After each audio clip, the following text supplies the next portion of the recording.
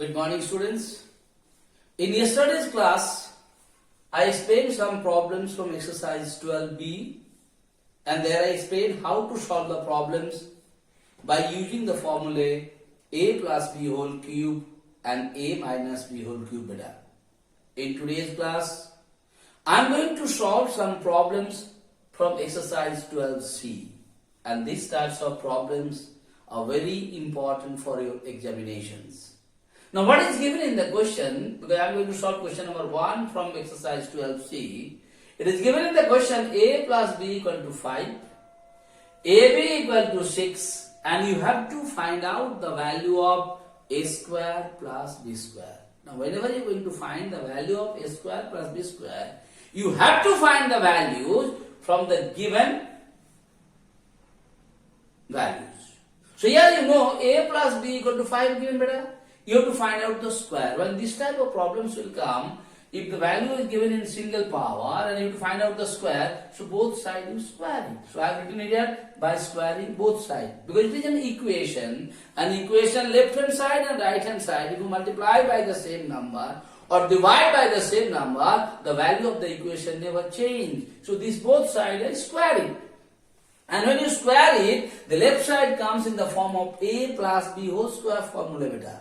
Now, a plus b whole square means a square plus b square plus 2 into a into b equal to 5 square means 25 or not.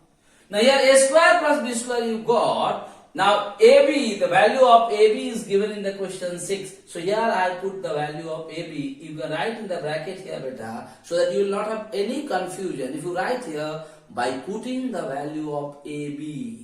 Because whenever you are going to write here 6, you may have a doubt afterwards from where that 6 come. So if you write it here by putting the value of AB, then there will be no doubt for you. So if you do it here, 6 to the 12 come. So a square plus b, I am supposed to find out the value of a square plus b square. So I kept a square plus b square in the left hand side. Now here 25 are there. This 12 will go that side. So this plus become minus. So 25 minus 12 means it will come 13. So the value of a square plus b square equal to 13. What you are supposed to find out or not? I hope it is clear to you. Now I am going to solve another problem. What is given here? A square plus b square equal to 10. AB equal to 3. You have to find out the value of a plus b and a minus b. First I am going to solve the value of a plus b. What I have done here? A plus b. The value is given in square. Just I square it. So a plus b whole square equal, what is coming here? A square plus b square plus 2ab or not. All of us are knowing the formula. So a plus left hand side is same. A square plus b square, what is the value given there? 10. I put it in the place of a square plus b square. This value 10, I put it here.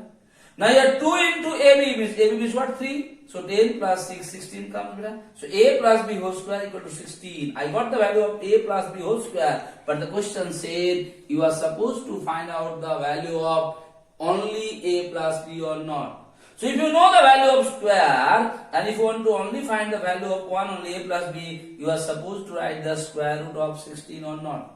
Now square root of 16 means beta 4 into 4 comes 16. So 4 will come out. Here I put plus and minus sign. That means plus 4 into plus 4 equal to also 16 and minus 4 into minus 4 also 16. Alright. Now I am going to find out the value of a minus b whole square. Alright. Now how to going to find out the a minus b whole square? I am going to show you here only. Please look at me and see here. What way I am going to solve the value of the second one.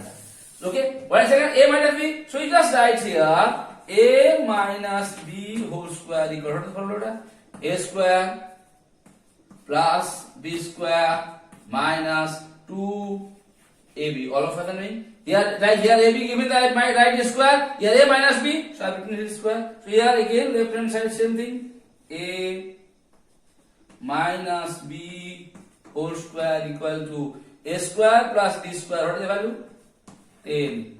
Minus 2 into AB. What is the value? 6 here. AB equal to 3. I put the value of 3 here. So here what will come here?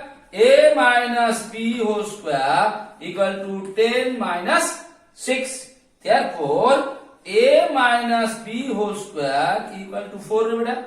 So, you have to find the value of only a minus b. So, you write it therefore, a minus b equal to plus minus square root of 4. So here a minus b equal to plus minus 2. Why? Because 2 into 2, 4 come. This is how we will be able to find out the value of a plus b and a minus b or not. Now I am going to solve one more problem for you today, and that's the last problem for today's class, beta.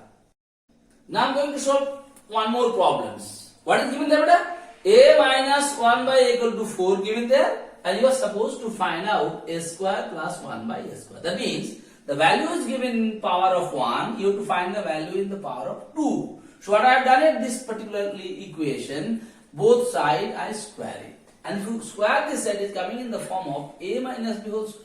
So a minus b whole square means beta a square plus b square minus 2 into a into b equal to 6. I hope it is clear. First one square plus second one square minus 2 into first one into second one or not. Now these two will be cancelled, beta. So it is coming here, beta, a square plus 1 by a square equal to 16 plus 2 equal to 18 or not. I hope it is clear to you, because this go on that side. Now you have to find out a square plus 1 by a square equal to 18, and are you supposed to find the value of a square plus 1 by a square or not? Now you got the value of a square plus 1 by a square equal to 18. So once more let me tell you, if you know the formula a plus b whole square, a minus b whole square, a plus b plus c whole square, and then beta a plus b whole cube and a minus b whole cube, you will be able to solve the problem based on expand or identities. That means it will be given in the small form, you have to convert them into the expanded form. That means a plus b whole square formula is small, we are expanding it. By applying those formulae, you will be able to solve all the problems of these particular chapters. Please practice these problems, and if you practice it, definitely you will get the confidence, and if you get the confidence, you will be able to solve it. And if you don't do the practice of this type of problems, it will be difficult for you to solve it better. So please practice regularly and do nicely. So thank you so much for today's class.